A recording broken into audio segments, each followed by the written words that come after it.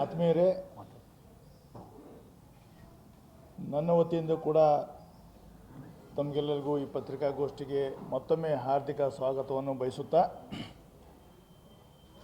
ಇವತ್ತೇನು ನಿನ್ನೆಯಿಂದ ಕರ್ನಾಟಕ ರಾಜ್ಯದಲ್ಲಿ ಮುಖ್ಯಮಂತ್ರಿಗಳ ಬದಲಾವಣೆಯ ಸುದ್ದಿಯನ್ನು ಹರಿದಾಡ್ತಾ ಇದೆ. ಅದಕ್ಕೆ ಸಂಬಂಧಪಟ್ಟಂತೆ ವಿಜಯಪುರ ಜಿಲ್ಲಾ ಅಹಿಂದ ಘಟಕದಿಂದ ನಾವು ನಮ್ಮ ಅಭಿಪ್ರಾಯಗಳನ್ನು ವ್ಯಕ್ತಪಡಿಸಲಿಕ್ಕೆ ಇಚ್ಛೆ ಪಡ್ತೇವೆ. ಇವತ್ತು ಸಮಾಜವಾದದ ಗರಡಿಯಲ್ಲಿ ಬೆಳೆದಂಥ ಸಿದ್ದರಾಮಯ್ಯನವರು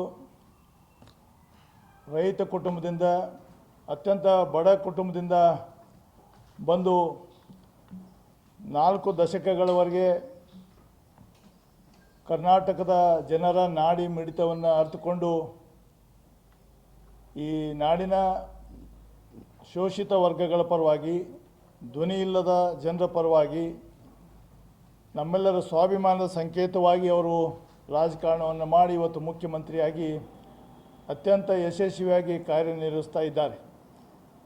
ಇವತ್ತು ಸಿದ್ದರಾಮಯ್ಯನವರು ಕೇವಲ ಮುಖ್ಯಮಂತ್ರಿ ಅಂತ ಅವ್ರನ್ನ ಪರಿಗಣಿಸೋ ಬದಲಾಗಿ ಅವರೊಬ್ಬರು ಮಾಸ್ ಲೀಡರ್, ಕರ್ನಾಟಕ ರಾಜಕಾರಣದಲ್ಲಿ ಕಂಡಂಥ ಒಂದು ಪ್ರಭಾವಿ ರಾಜಕಾರಣಿ.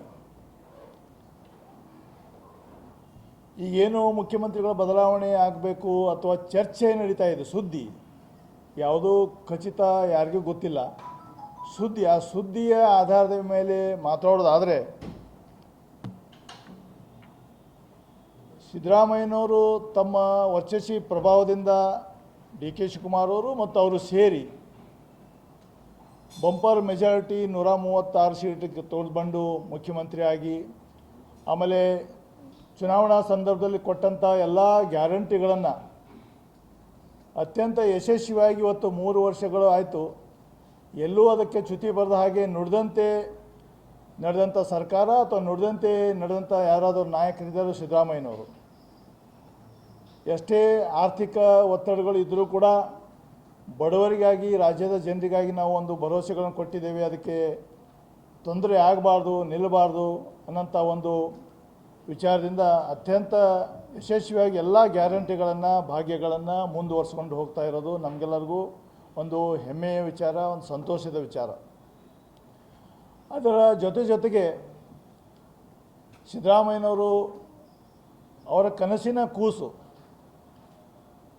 ಈ ಒಟ್ಟಾರೆ ನಮ್ಮ ಪತ್ರಿಕಾಗೋಷ್ಠಿಯ ನಮ್ಮ ಅಭಿಪ್ರಾಯ ವ್ಯಕ್ತಪಡಿಸುವಲ್ಲಿ ಅತ್ಯಂತ ನಾವು ಹೆಚ್ಚು ಒತ್ತು ಕೊಟ್ಟು ಹೇಳುವಂಥ ವಿಷಯ ಏನಪ್ಪ ಅಂತಂದರೆ, ಅವರು ಕರ್ನಾಟಕ ರಾಜ್ಯದಲ್ಲಿ ಜಾತಿ ಗಣತಿಯನ್ನು ಮಾಡಿಸ್ಬೇಕು ಅಂಥೇಳಿ ಅವರ ಕನಸಿನ ಕೂಸಾಗಿತ್ತು. ಅವರು ಮೊದಲು ಉಪಮುಖ್ಯಮಂತ್ರಿ ಆಗಿದ್ದಾಗೂ ಕೂಡ ಈ ಜಾತಿ ಗಣತಿನ ವರದಿಗಾಗಿ ಅಂದಿನ ಸಂದರ್ಭದಲ್ಲಿ ಅವರು 3 ಕೋಟಿ ರೂಪಾಯಿಗಳನ್ನ ತೆಗೆದಿಟ್ಟು ಜಾತಿ ಗಣತಿಗೆ ಚಾಲನೆ ಕೊಟ್ಟಿದ್ದರು. ಅದರ ನಂತರ 2013-18ರಲ್ಲಿ ಅವರು ಮುಖ್ಯಮಂತ್ರಿಗಳು ಇರುವಾಗ ವರದಿ ತಯಾರಾಗಲಿಲ್ಲ. ಮುಂದೆ ಕಾಂತರಾಜ್ ವರದಿ ಅದು ಸರಿಯಾಗಲಿಲ್ಲ ಅಂತ ಅದನ್ನು ಬಿಟ್ಟು ಈಗ ಮತ್ತೆ ನಾಯಕ್ ಅವರ ನೇತೃತ್ವದಲ್ಲಿ ವರದಿ ಅದು ಇಡೀ ರಾಜ್ಯಾದ್ಯಂತ ವರದಿಯನ್ನು ಮಾಡಿ ಈಗ ಸಲ್ಲಿಕೆ ಆಗಿದೆ. ಬರೀ ಜಾತಿ ವರದಿ ಆದರೆ ಮಾತ್ರ ಸಾಕಾಗೋದಿಲ್ಲ. ನಿಮಗೆಲ್ಲ ಗೊತ್ತಿರುವಂತೆ ವರದಿ ಅನುಷ್ಠಾನ ಆಗಬೇಕು. ಅನುಷ್ಠಾನ ಆಗಬೇಕಾದ್ರೆ ಯಾರು ಅದಕ್ಕೆ ಮುತುವರ್ಜಿ ವಹಿಸಿದ್ರು, ಯಾರು ಅದಕ್ಕೆ ಹೆಚ್ಚು ಒಂದು ಅದನ್ನು ನನಸು ಮಾಡಬೇಕಂತ ಇಚ್ಛಾಪಡಿಸಿದ್ರು, ಅವರು ಆ ಸ್ಥಾನದಲ್ಲಿ ಕೂತಾಗ ಮಾತ್ರ ಅದು ಸಾಧ್ಯ ಇದೆ ಅನ್ನೋಂಥ ಒಂದು ಅಭಿಪ್ರಾಯ ಇಡೀ ರಾಜ್ಯದ ಎಲ್ಲೆಡೆ ಇದೆ.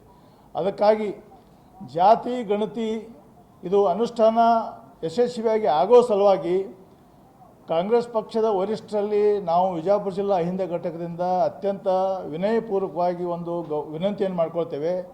ಕರ್ನಾಟಕದಲ್ಲಿ ಜಾತಿ ಗಣತಿ ಅನುಷ್ಠಾನ ಆಗೋ ಸಲುವಾಗಿ ಸಿದ್ದರಾಮಯ್ಯರು ಇನ್ನೂ ಮುಂದುವರಿಲಿಕ್ಕೆ ತಾವು ಅವಕಾಶ ಕೊಡಬೇಕು ಅನ್ನೋಂಥ ಮಾತನ್ನು ಈ ಸಂದರ್ಭದಲ್ಲಿ ನಾವು ಹೈಕಮಾಂಡ್ಗೆ, ವರಿಷ್ಠರಿಗೆ ಅತ್ಯಂತ ವಿನಯಪೂರ್ವಕವಾಗಿ ಕೇಳಲಿಕ್ಕೆ ಇಚ್ಛೆಪಡ್ತೇವೆ. ಯಾಕಂದರೆ ಪ್ರಜಾಪ್ರಭುತ್ವದಲ್ಲಿ ಎಲ್ಲೂ ಕೂಡ ಜನಸಂಖ್ಯೆ ಆಧಾರಿತವಾಗಿ ಬಹುಮತದ ಆಧಾರದ ಮೇಲೆ ಎಲ್ಲ ನಿರ್ಣಯ ಆಗೋದು. ಇಲ್ಲಿವರೆಗೆ ಹೆಚ್ಚಿನ ಬಹುಸಂಖ್ಯಾತರಿದ್ದರೂ ಕೂಡ ಯಾವ ಜನಾಂಗ ಎಷ್ಟಿದೆ, ಅವ್ರ ಶೈಕ್ಷಣಿಕ ಮಟ್ಟ ಏನು, ಅವ್ರ ಆರ್ಥಿಕ ಪರಿಸ್ಥಿತಿ ಅನ್ನೋದು ಗೊತ್ತಾಗಿಲ್ಲ. ಆ ಒಂದು ನಿಖರವಾದಂಥ ವರದಿ ಕೈ ಸೇರಿದರೆ ಮುಂದಿನ ಪೀಳಿಗೆಗೆ, ಅವರ ಭವಿಷ್ಯತ್ತಕ್ಕೆ ಮತ್ತು ಸರ್ಕಾರದ ಯೋಜನೆಗಳಿಗೆ ಯಾವ ಸೆಕ್ಟರ್ಗೆ ನಾವು ಹೆಚ್ಚು ಹಣ ತೆಗೆದಿಡಬೇಕು ಅನ್ನೋದ್ರ ಬಗ್ಗೆ ಒಂದು ನಿಖರವಾದ ಒಂದು ಅಂಕಿಅಂಶಗಳ ಮೂಲಕ ಮುಂದಿನ ಯಶಸ್ವಿ ಹಾದಿಯನ್ನು ಸಾಗ್ಬೋದು. ಅದಕ್ಕಾಗಿ ಇವತ್ತೇನು ಜಾತಿ ಗಣತಿ ವರದಿ ಸಲ್ಲಿಕೆ ಆಗಿದೆ, ಅದು ಅನುಷ್ಠಾನಗೊಳ್ಳಲಿಕ್ಕೆ ಸಿದ್ದರಾಮಯ್ಯವರಿಗೆ ಹೆಚ್ಚಿನ ಒಂದು ಅವಕಾಶಗಳನ್ನು ಕೊಡಬೇಕು ಅಂಥೇಳಿ ಮತ್ತೊಮ್ಮೆ ವಿನಂತಿಯನ್ನು ಈ ಸಂದರ್ಭದಲ್ಲಿ ಮಾಡ್ತಾ, ಮತ್ತು ಈಗ ನಾವು ಸಿದ್ದರಾಮಯ್ಯರ ಪದ ಇದ್ದೀವಿ ಅಂಥೇಳಿದ್ದು ನಮ್ಮದು ಹೇಳಿಕೆ ಯಾವುದೇ ಕಾಂಗ್ರೆಸ್ ಪಕ್ಷದ ವಿರೋಧನೂ ಅಲ್ಲ, ಡಿ ಕೆ ಶಿವಕುಮಾರ್ ಅವರ ವಿರೋಧನೂ ಅಲ್ಲ, ಮತ್ತು ಯಾರ ವಿರೋಧನೂ ಅಲ್ಲ. ಇದು ಕೇವಲ ಜಾತಿ ಗಣತಿ, ಇದು ಈ ರಾಜ್ಯದ ಬಹುಸಂಖ್ಯಾತ ಜನರ ಒಂದು ಆಸೆ. ಭಾಳಷ್ಟು ವರ್ಷಗಳಿಂದ ನಾವು ಆಸೆಗಳಿಂದ ನೋಡ್ತಾ ಇದ್ದೀವಿ, ಇದು ಅವ್ರದ್ದು ಅನುಷ್ಠಾನಕ್ಕೆ ಬರಬೇಕು ಅಂತೇಳಿ.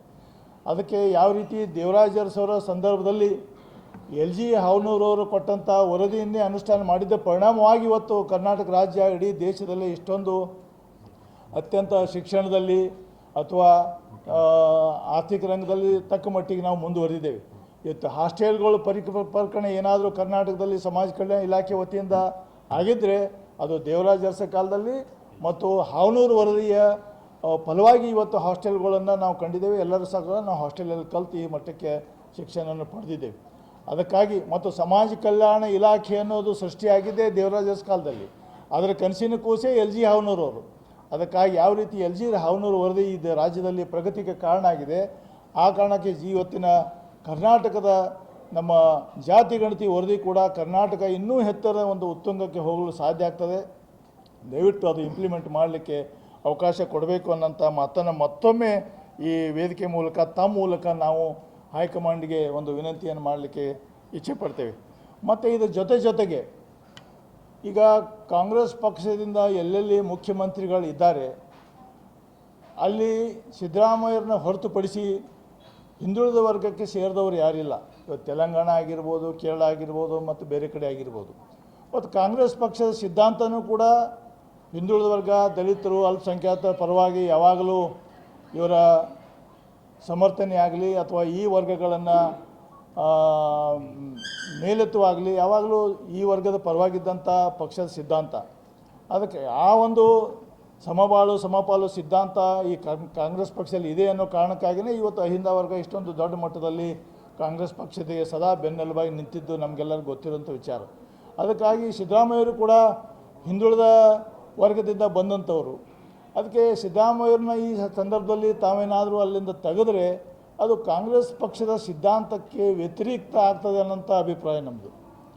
ಅದಕ್ಕಾಗಿ ಮತ್ತು ಸಿದ್ದರಾಮಯ್ಯವರು ಕೂಡ ತಮ್ಮ ಸುದೀರ್ಘ ರಾಜಕಾರಣದಲ್ಲಿ ಅತ್ಯಂತ ಪ್ರಾಮಾಣಿಕವಾಗಿ ಹೇಳಬೇಕಾದಂಥ ವಿಚಾರಗಳನ್ನು ಯಾವುದೇ ಒಂದು ಭಯ ಇಲ್ಲದೇ ನಿರ್ಭಯವಾಗಿ ನಿರ್ಭೀಡೆಯಿಂದ ಗಟ್ಟಿತನದಿಂದ ಒಂದು ತಾವು ನಂಬಿದಂಥ ಸಿದ್ಧಾಂತವನ್ನು ಪ್ರತಿಪಾದನೆ ಬಂದಂಥ ನಾಯಕರವರು.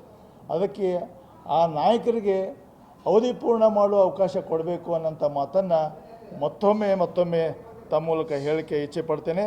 ಮತ್ತು ಈಗ ಈ ವರ್ಗದ ನಾಯಕರಿಗೆ ಈಗೇನು ಸುದ್ದಿ ಆಧಾರ ಮೇಲೆ ಮಾತಾಡೋದು ಯಾವುದಾದ್ರು ಖಚಿತ ಯಾವುದೂ ಇಲ್ಲ, ಅದು ಏನಾದ್ರು ಅವ್ರಿಗೆ ಗೊತ್ತು. ಒಂದೊಮ್ಮೆ ಇವರನ್ನು ಈ ಸಂದರ್ಭದಲ್ಲಿ ನಮಗೆ ಯಾಕೂ ರೀಸನ್ನೂ ಗೊತ್ತಿಲ್ಲ. ಒಂದು ವೇಳೆ ತೆಗೆಯುವಂಥ ಚರ್ಚೆ ನೀವು ಮಾಡಿದರೆ ಅದು ಯಾವ ಕಾರಣಕ್ಕಾಗಿ ಅನ್ನೋದಾದರೂ ನಮ್ಮ ಕರ್ನಾಟಕದ ಜನರಿಗೆ ಗೊತ್ತುಪಡಿಸ್ಬೇಕು. ನಮಗೆ ರೀಸನ್ ಏನಂತ ಗೊತ್ತಾಗ್ತಾ ಇಲ್ಲ, ಈ ಚರ್ಚೆ ಯಾಕೆ ನಡೀತಾ ಇದೆ ಅಂತ ಗೊತ್ತಾಗ್ತಾ ಇಲ್ಲ.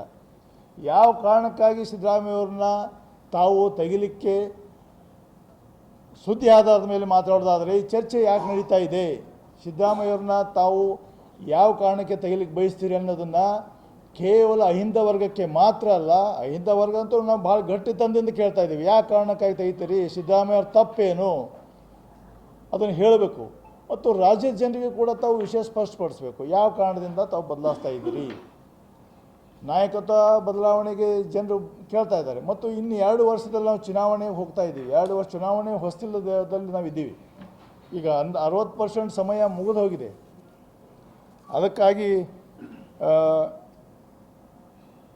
ಇದನ್ನು ಈ 2 ಅಂಶಗಳನ್ನು ಸ್ಪಷ್ಟಪಡಿಸಬೇಕು ಅನ್ನೋಂಥ ಮಾತನ್ನು ಈ ಸಂದರ್ಭದಲ್ಲಿ ಹೇಳಿಕೆ ಇಚ್ಛೆ ಪಡ್ತೇನೆ.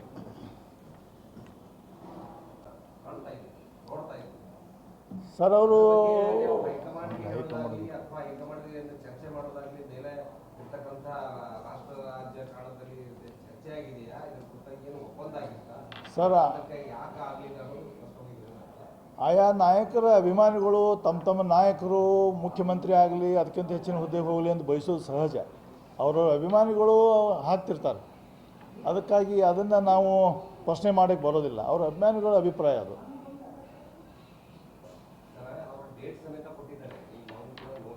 ಅದೇ ಸರ್, ಸತ್ಯ, ನಾವು ನೋಡಿದ್ದೀವಿ.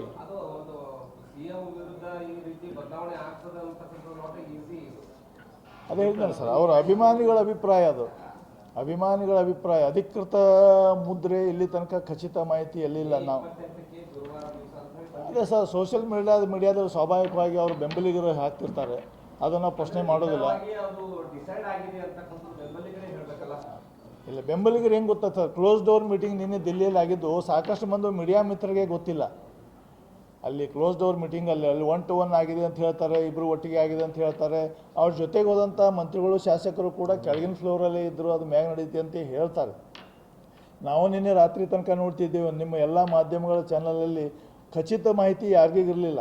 ಎಲ್ಲ ಚಾನಲಲ್ಲಿ ನಾವು ಮೇನ್ ಸ್ಟ್ರೀಮ್ ಚಾನಲ್ ನೋಡ್ತಾ ಇದ್ದೀವಿ. ಎಲ್ಲ ಅಂತ್ಯಕಂತ್ಯಗಳ ಸಂತೆ ಮೇಲೆ ನಡೀತಾ ಇತ್ತು ಚರ್ಚೆ. ಅದಕ್ಕೆ ಮತ್ತು ಇಲ್ಲಿ ತನಕ ಇಲ್ಲ ಸುದ್ದಿ ಈ 2 ದಿನಗಳಲ್ಲಿ ಅಥವಾ ಈ 24 ಅವರ್ಸಲ್ಲಿ ಭಾಳ ಜೋರಾಗಿರೋದ್ರಿಂದ ನಾವು ಇದನ್ನು ನಮ್ಮ ಅಭಿಪ್ರಾಯವನ್ನು ವ್ಯಕ್ತಪಡಿಸುವಂಥ ಸಂದರ್ಭ ಬಂತು. ಅದಕ್ಕೆ ತಮ್ಮ ಮೂಲಕ ನಮ್ಮ ಭಾವನೆಗಳನ್ನು, ನಮ್ಮ ಒಂದು ವಿಚಾರಗಳನ್ನು ವ್ಯಕ್ತಪಡಿಸಿದ್ದೀವಿ. ತಾವು ಕೂಡ ಇದನ್ನು ಹೆಚ್ಚಿನ ಒಂದು ಪ್ರಚಾರ ಕೊಡಬೇಕು ಅಂಥೇಳಿ ಎಲ್ಲ ಮಿತ್ರರಿಗೆ ಅತ್ಯಂತ ವಿನಯಪೂರ್ವಕವಾಗಿ ನಾನು ಕೇಳ್ತೇನೆ. ಸ್ವಾಭಾವಿಕವಾಗಿ ಅಹಿಂದ ವರ್ಗ ಹೇಳಿದ್ನಲ್ಲ, ಈಗ ಬೇಜಾರಾಗ್ತದೆ. ಯಾಕಂದರೆ ಅಹಿಂದ ವರ್ಗಗಳನ್ನು, ಈ ವಿಚಾರಧಾರೆಯನ್ನು ಎಲ್ಲ ಛಿದ್ರಾಗಿ ಹೋದಂಥ ಎಲ್ಲ ಸಣ್ಣ ಪುಟ್ಟ ಸಮಾಜಗಳನ್ನು ಈ ರಾಜ್ಯದಲ್ಲಿ ಒಂದುಗೂಡಿಸಿದಂಥವ್ರು, ಒಗ್ಗೂಡಿಸಿದಂಥವ್ರು, ಅವರಿಗೆ ಒಂದು ಧೈರ್ಯ ತುಂಬಿದಂಥವ್ರು ಸಿದ್ದರಾಮಯ್ಯನವರು. ಅದು ರಾಜಕೀಯ ಅವಕಾಶಕ್ಕೂ ಕೂಡ ಕಾರಣ ಆಯಿತು. ಮತ್ತು ಸಾಕಷ್ಟು ಜನರನ್ನ, ಆ ಕೆಳವರ್ಗದಿಂದ ಬಂದಂಥ ಜನರನ್ನ ಹುಡುಕಿ ತಮಗೆ ಎಷ್ಟು ಸಾಧ್ಯ ಆದ ಮಟ್ಟಿಗೆ ಅವಕಾಶವನ್ನು ಕಲ್ಪಿಸಿಕೊಟ್ಟಿದ್ದಾರೆ. ಅಹಿಂದ ವರ್ಗ ಬೇಜಾರಾಗ್ತದೆ ಅನ್ನೋಂಥದ್ದು ಇದು ಖಂಡಿತ ಸತ್ಯ. ಇದು ಅದರಲ್ಲೇನು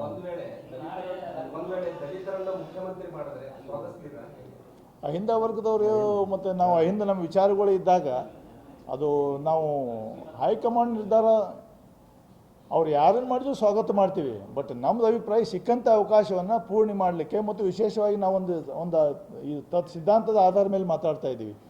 ಏನು ರಾಹುಲ್ ಗಾಂಧಿಯವರು ಕೂಡ ಇಡೀ ದೇಶದಲ್ಲಿ ಹೋದಾಗೆಲ್ಲ ಕೂಡ ಜಾತಿ ಗಣತಿ ಪರವಾಗಿ ಮಾತಾಡ್ತಾ ಇದ್ದೀರಿ. ಇಲ್ಲಿ ಕೂಡ ಅನುಷ್ಠಾನ ಆಗಲಿಕ್ಕೆ ಒಂದು ಅವಕಾಶ ಸಿಕ್ಕಿದೆ ಮತ್ತು ಕರ್ನಾಟಕದಲ್ಲಿ ಮೊದಲು ಧ್ವನಿ ಎತ್ತದವರೇ ಸಿದ್ದರಾಮಯ್ಯನವರು.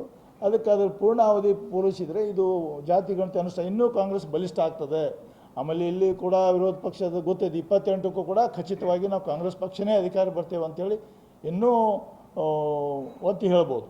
ಈ ರಾಜ್ಯದ ರಾಜಕೀಯ ಇತಿಹಾಸದಲ್ಲಿ ಸಿದ್ದರಾಮಯ್ಯ ಅವರಿಗೆ ಸಿಕ್ಕಂತ ಅವಕಾಶಗಳು ಬೇರೆ ಯಾರಿಗಾದ್ರೂ ಸಿಕ್ಕಿದಾವ? ಸರ್ 8 ವರ್ಷ ಸಿಕ್ಕಿದೆ ಈಗ ಅವಕಾಶ. ಇಷ್ಟು ಸುದೀರ್ಘಾವಧಿ ಕಾಂಗ್ರೆಸ್ ಇತಿಹಾಸದೊಳಗೆ ಅಥವಾ ಬಿಜೆಪಿ ಇತಿಹಾಸದೊಳಗೆ ಯಾವ್ದಾದ್ರು ಇದೆಯಾ? ಅಲ್ಲ, ಸಿಕ್ಕಿದ ಬಗ್ಗೆ ನಮಗೆ ಸಂತೋಷನೂ ಹೆಮ್ಮೆನೂ ಇದೆ. ಕಾಂಗ್ರೆಸ್ ಪಕ್ಷಕ್ಕೇನೋ ಆಭಾರಿನೂ ಕೂಡ ಇದ್ದೇವೆ. ಒಬ್ಬ ಹಿಂದುಳಿದ ವರ್ಗದ ನಾಯಕನಿಗೆ ಇಷ್ಟೊಂದು ಅವಕಾಶ ಕೊಟ್ಟಿದ್ದೀರಿ. ಬಟ್ ಇದು ಜಾತಿ ವರದಿ ಅನುಷ್ಠಾನಗೊಳಿಸಲಿಕ್ಕೆ ಇನ್ನು ಸ್ವಲ್ಪ ಸಮಯ ಕೊಟ್ಟರೆ ನಾವು ನಿಮಗೆ ಕೊನೆಯವರೆಗೂ ನಿಮ್ಮ ಜೊತೆ ಇರ್ತೀವಿ. Will be thankful to you ಅಂತೇಳಿ ನಾವು ಹೇಳ್ತೀವಿ. ಈಗಿರೋ ಮಾಹಿತಿ ಪ್ರಕಾರ ಅದನ್ನು ತಗೊಂಡೇ ಅವರು ರಿಸೈನ್ ಮಾಡ್ತಾ ಇದ್ದಾರೆ ಅನ್ನೋ ಈಗ ಅದನ್ನು ಕಂಪ್ಲೀಟ್ ಮಾಡಿನೇ ಅವ್ರು ನೆಕ್ಸ್ಟ್ ಸ್ಟೆಪ್ ಇಡೋದು. ಕಂಪ್ಲೀಟ್ ಅದೇ ಸರ್, ಅವ್ರ ಮನಸ್ಸಿನಲ್ಲಿ ಏನಿದೆ ಅದು ಇಲ್ಲಿವರೆಗೆ ಬಹಿರಂಗ ಆಗಿಲ್ಲ. ಮತ್ತು ಅವ್ರು ಸ್ವಾಭಾವಿಕವಾಗಿ ಅದ್ರ ಅನುಷ್ಠಾನ ಆಗಬೇಕಂತ ಅವ್ರ ವಿಚಾರ ಇದ್ದೇ ಇದೆ. ಮತ್ತು ಅವರೇ ರೈಸ್ ಮಾಡೋಂಥ ವಿಷಯಗಳನ್ನು ಸರ್ ಎಕ್ಸೆಪ್ಟ್ ಮಾಡಬೇಕು. ಎಕ್ಸೆಪ್ಟ್ ಮಾಡಿದರೂ ಕೂಡ ಅನುಷ್ಠಾನ ಇಂಪ್ಲಿಮೆಂಟ್ ಈಸ್ ವೆರಿ ಇಂಪಾರ್ಟೆಂಟ್. ಬರೀ ವರದಿ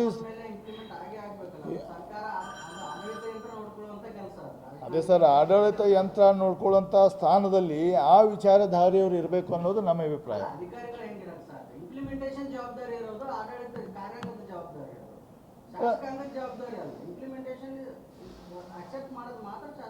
ಇಲ್ಲ ಸರ್, ಆ ವಿಚಾರಗಳನ್ನು ಅದನ್ನು ಇಂಪ್ಲಿಮೆಂಟ್ ಮಾಡಬೇಕಾದವರು, ಅದನ್ನು ಆದೇಶ ಮಾಡಬೇಕಾದವರು, ನೀವು ಮುಂದುವರಿಯಿರಿ ಅನ್ಬೇಕಾದ್ರು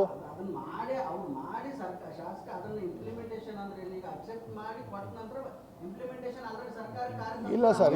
ಇಲ್ಲ ಸರ್, ವರದಿ ಸರ್ಕಾರಗಳು ಬಂದು ಹೋಗಿರೋ ಎಲ್ಲರೂ ಆದ್ರೆ ಇಂಪ್ಲಿಮೆಂಟ್ ಮಾಡೋ ಅದನ್ನೇ ಮಾಡ್ಬೇಕು ಈಗ. ಉದ್ದೇಶ ಅಲ್ಲ, ಅವಕಾಶ ಇರುತ್ತೆ, 2028ಕ್ಕೆ ಅವಕಾಶ ಇರುತ್ತೆ.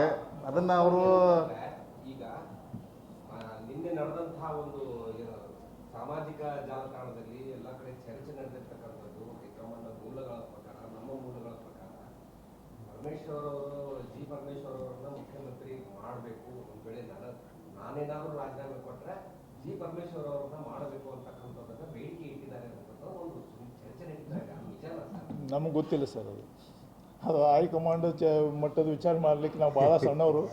ಇಲ್ಲ, ಒಳಗಡೆ ಚರ್ಚೆ, ಒಳಗಡೆ ಇಂಡೋರ್ ಚರ್ಚೆ ಆಗಿದೆ, ಇಂಡೋರ್ ಹೊರಗಿಂದ ನಮ್ಗೆ ಗೊತ್ತಿಲ್ಲ, ಅವ್ರಿಗೆ ಗೊತ್ತಿಲ್ಲ. ಅದು ಆ ದೊಡ್ಡ ಮಟ್ಟದ ನಾವು ದೊಡ್ಡ ಹೈಕಮಾಂಡ್ಗೆ ವಿಷಯ ಬಿಟ್ಟಿರೋಂಥ ವಿಷಯ ಅದ. ಒಳಗೆ ಏನೇನು ಚರ್ಚೆ ಆಗೈತಿ, ಹೊರಗೆ ಏನು ಇಲ್ಲಿ ತನಕ ನಾವು ನೋಡಿದ್ದು ನ್ಯೂಸು ಅಥವಾ ಓದಿದ್ದು ಪತ್ರಿಕೆ ಮೂಲಕ ಇದು ಎಲ್ಲಿ ಗೊತ್ತಾಗಿಲ್ಲ ಸರ್. ಅದು ಇಲ್ಲಿ ಬರೋ ತನಕನೂ ನಾವು ನ್ಯೂಸ್ ಜೊತೆ ಕಂಟಿನ್ಯೂ ನೋಡ್ತಾನೆ ಬಂದೀವಿ. ಇದು ರಾಜ್ಯಪಾಲ ಸಮಯಕ್ಕೆ ಹಿಡಿದು ನಮ್ಗೆ ಗೊತ್ತಿಲ್ಲ, ಇನ್ಮೇಲೆ ಏನು ಬೆಳವಣಿಗೆ ಆಗಿ ಗೊತ್ತಿಲ್ಲ. ಒಟ್ಟಾರೆ ನಮ್ಮ ಅಭಿಪ್ರಾಯ ಇಷ್ಟಿದೆ, ಜಾತಿ ಗಣತಿ ಅನುಷ್ಠಾನ ಮಾಡೋ ಸಲುವಾಗಿ ಅದು ಸಿದ್ದರಾಮಯ್ಯವರಿಗೆ ಇನ್ನೂ ಅವಕಾಶ ಕೊಡಬೇಕು ಅಂತ ವಿನಂತಿ ನಮ್ಮದು ಅಷ್ಟೇ. ಈಗ ಕುರುಬ ಸಮುದಾಯ ಕೆಳಗಿಳಿಸಿದ್ರೆ ಅಥವಾ ರಾಜೀನಾಮೆ ತಗೊಂಡ್ರೆ ಕುರುಬ ಸಮುದಾಯದ ನಿರ್ಧಾರ ಏನಿರಬಹುದು? ಇಲ್ಲ ಸರ್, ಇದು ಬರೀ ಸಿದ್ದರಾಮಯ್ಯ ಒಂದು ಜಾತಿ ಲೀಡ್ರ್ ಏನಲ್ಲ. ಅಲ್ಲ, ಈಗ ಒಂದು ಜಾತಿ ಅಲ್ಲ, ನಿಜ. ಕುರುಬ ಸಮುದಾಯಕ್ಕೆ ಬಹಳಷ್ಟು ನೋವಾಗುತ್ತೆ. ಆ ನಿಟ್ಟಿನಲ್ಲಿ ಕೊಡಬಾರ್ದು, ಇದು ನಾಳೆ ಅದಕ್ಕೆ ಕಾಂಗ್ರೆಸ್ಗೆ ಇದು ಸಮಸ್ಯೆ ಆಗುತ್ತೆ ಅಂತಕ್ಕಂಥದ್ದು ಸಾರ್ವಜನಿಕ ಚರ್ಚೆ ನಡೀತಾ ಇದೆ ಸರ್. ಈಗ ಅಹಿಂದದಲ್ಲೇ ಕುರುಬರು ಬಂದರು. ಅಹಿಂದ ಸ್ವಲ್ಪ ಬೇಜಾರಾಗ್ತದೆ ಅಂತಂದ್ರೆ ಒಳಗೆ ಅದೇನು ಅಹಿಂದ ಕುರುಬರು ಬಿಟ್ಟಿಲ್ಲ, ಕುರುಬರು ಅಹಿಂದ ಬಿಟ್ಟಿಲ್ಲ. ಸ್ವಾಭಾವಿಕವಾಗಿ ನಮ್ಮ ಪರ ಧ್ವನಿ ಎತ್ತಂಥ ಒಂದು ಅವಕಾಶ ಇತ್ತು, ಸಂದರ್ಭ ಇತ್ತು, ನಮ್ಮ ಪರ ಕಾರ್ಯಗಳನ್ನ ರೂಪಿಸಿದಂಥ ಇದ್ದರು. ಅದು ಅಂತೇಳಿ ಸ್ವಲ್ಪ ಬೇಜಾರಾಗೋದು ಬೇಜಾರಾಗುತ್ತೆ. ಸ್ವಾಭಾವಿಕ ಅಲ್ರಿ, ಸ್ವಾಭಾವಿಕ ಅದು. Thank you.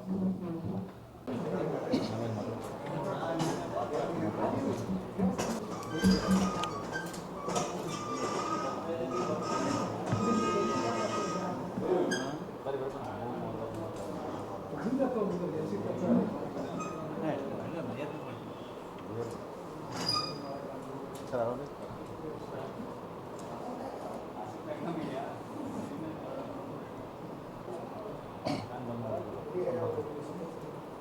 ಫ್ಯಾನ್ ಬಂದ್ ಮಾಡೋದು ಏನು ಸರ್?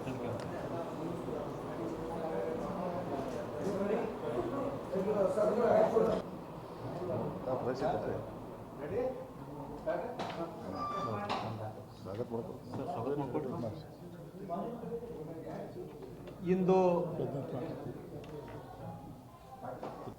ಪತ್ರಿಕಾಗೋಷ್ಠಿಯನ್ನು ಕರೆದಂಥ ಹಾಗೂ ಈ ತುರ್ತು ಪತ್ರಿಕಾಗೋಷ್ಠಿಗೆ ಬಂದ ನಾನು ಎಲ್ಲ ಮಾಧ್ಯಮ ಮಿತ್ರರಿಗೂ ಸ್ವಾಗತ ಬಯಸುತ್ತಾ, ಸೋಮನಾಥ್ ಕಳ್ಳಿಮನಿಯವರು, ಹಿರಿಯರು, ಪ್ರಗತಿಪರ ಹೋರಾಟಗಾರರು, ರಜಾಕ್ ಸಾಬ್ ಕಾಕಣಿಕೆಯವರು, ಹಿರಿಯರು,